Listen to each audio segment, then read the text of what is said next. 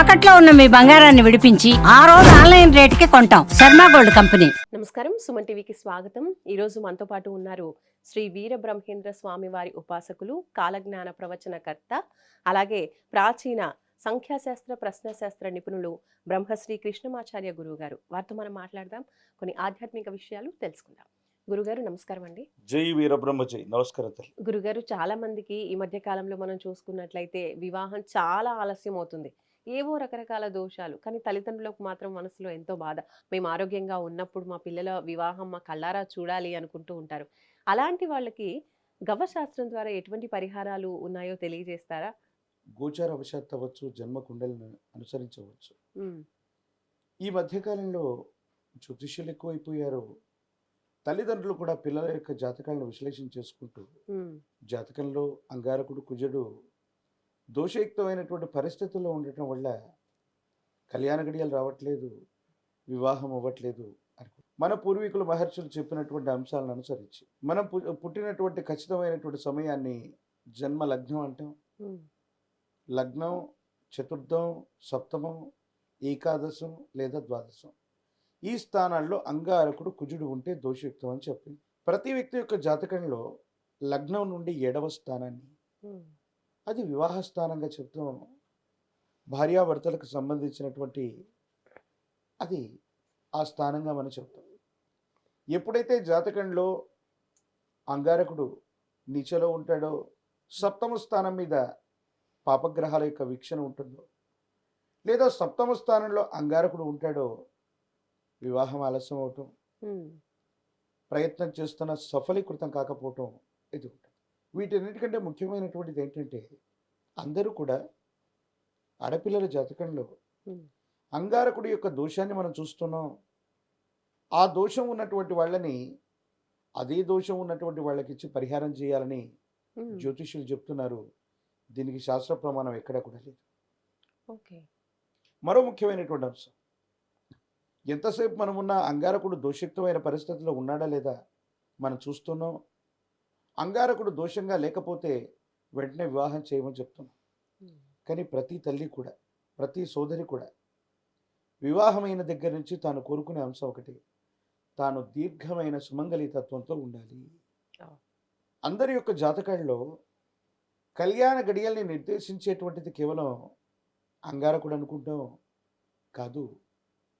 శుక్రుడు దీర్ఘమైనటువంటి సుమంగళి తత్వానికి కారకుడవుతూ ఉంటాడు. ఏ తల్లి జాతకంలోనైనా వ్యయస్థానంలో 12వ స్థానంలో శుక్రుడు ఉన్న, సప్తమ స్థానంలో నీచలో ఉన్న, పాపగ్రహాలతో కలిసి ఉన్న, మాంగళ్యానికి సంబంధించినటువంటి విషయంలో సమీపమైన భవిష్యత్తులో ఇబ్బందులు ఉన్నాయని జ్యోతిషాస్త్రం తెలియజేస్తుంది. ఉమ్, వాస్తవంగా మీ అందరికీ కూడా తెలియజేసేది ఏంటంటే, అంగారకుడి యొక్క కుజదోషం అన్నటువంటిది ఒక పెద్ద అపోహ. ప్రతి ఒక్కరి జాతకంలో నేను చెప్పినటువంటి 1, 4, 7, 11, 12 ఈ స్థానంలో ఎక్కడో ఒక చోట అంగారకుడు ఉండి తీరాల్సిందే. ఉమ్, కేవలం అంగారకుడు ఉండటం వల్ల మాత్రమే వివాహం కావట్లేదన్నటువంటి విషయాన్ని మీరు పక్కన పెట్టండి. అది చాలా పెద్ద దోషమను, ఉమ్, కుజదోషం ఉన్నటువంటి కారణంగానే వివాహం కళ్యాణం అవ్వట్లేదనో మీరు అనుకుంటారు. ఇది వాస్తవికమైనటువంటి పరిస్థితుల్లో అటువంటి దోషయుక్తమైన పరిస్థితులు ఏవి లేవు. వాటి గురించి ఎక్కువగా ఆలోచించకూడదు.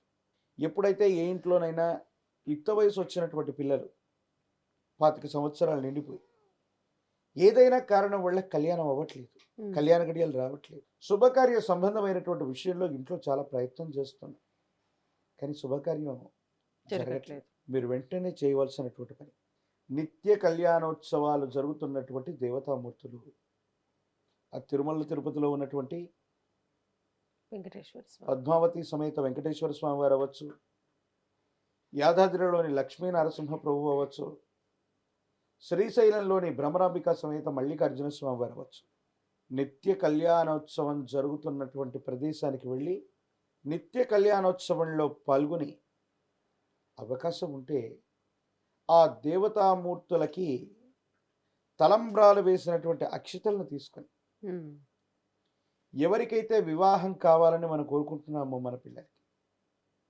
వారి ద్వారా ఒక చిటికెడు ఆ తలంబ్రాలని ఒక తెలుపు వస్త్రాన్ని పసుపచ్చగా మార్చి అందులో ఉంచి మన ఇంటి సింహద్వారం బయట వైపుగా కుడివైపుగా కట్టినట్టయితే అనునిత్యం ధూపదీప నివేదనలతో పూజిస్తూ ఉంటే మీ జాతకంలో ఎన్ని విశేషవంతమైన దోషాలు ఉండవచ్చును కాక, ఉమ్. మీ ఇంట్లో గృహవాస్తు ఎంత ఇబ్బందికరమైన స్థితిగతుల్లో ఉండవచ్చును కాక, నిత్య కళ్యాణోత్సవాలు జరుగుతున్నటువంటి ప్రదేశం నుండి మన ఇంటి ప్రాంగణానికి ఒక అక్షత మన ఇంటికి వచ్చినప్పటికీ కూడా శుభకరమైనటువంటి సంఘటనలు జరుగుతాయి. తప్పకుండా కళ్యాణం అవుతుంది, వివాహం జరిగేటువంటి అవకాశాలు సుస్పష్టంగా ఉంటాయి. అలాగే ఉమ్.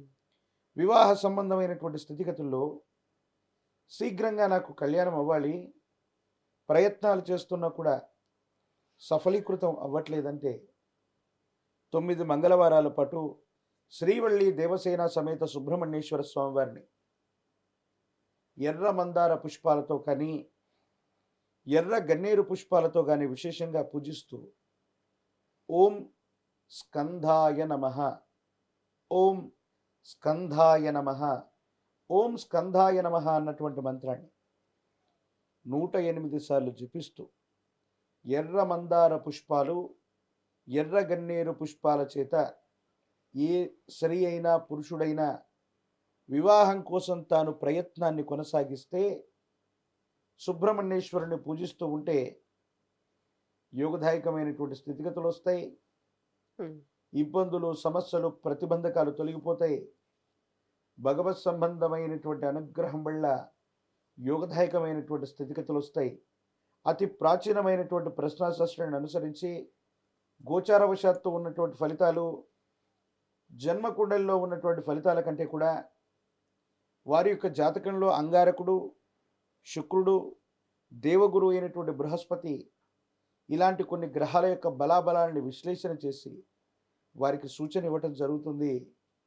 ఈ 2 పరిహారాలు ఎవరు ఆచరించినప్పటికీ వారి యొక్క జాతకంలో ఉన్నటువంటి సమస్తమైన ఇబ్బందులు తొలగిపోతాయి. వీటన్నిటికంటే కూడా విశేషవంతమైంది కలో వెంకటనాయక, ఉమ్. ఈ కలియుగ ప్రత్యక్ష దైవం ఆ తిరుమల తిరుపతిలో వేంచేసి ఉన్నటువంటి వెంకటేశ్వర స్వామి. అటువంటి తిరుపతి నగరంలోని చంద్రగిరి వద్ద ఉన్నటువంటి కళ్యాణ వెంకటేశ్వర స్వామి వారి యొక్క ఆలయ ప్రాంగణంలో అనునిత్యం జరిగేటువంటి కళ్యాణంలో గనక వెళ్ళి కళ్యాణ కంకణాన్ని ఎవరైతే కట్టించుకుంటారో వాళ్ళకు కూడా శీఘ్రంగా వివాహం జరిగేటువంటి అవకాశం కూడా తప్పకుండా ఉంటుంది. చాలా చక్కని పరిహారం తెలియజేశారు గురువు గారు. నిజంగా చాలా మంది కూడా ఎంతో బాధపడుతూ ఉంటారు వివాహం విషయంలో, ముఖ్యంగా తల్లిదండ్రులు. అలాంటి వాళ్ళకి ఈ పరిహారం అనేది చాలా మంచి పరిహారంగా భావించవచ్చు. ధన్యవాదాలు గురువు గారు. జై వీరబ్రహ్మ, జై గోవింద బాంబజీ.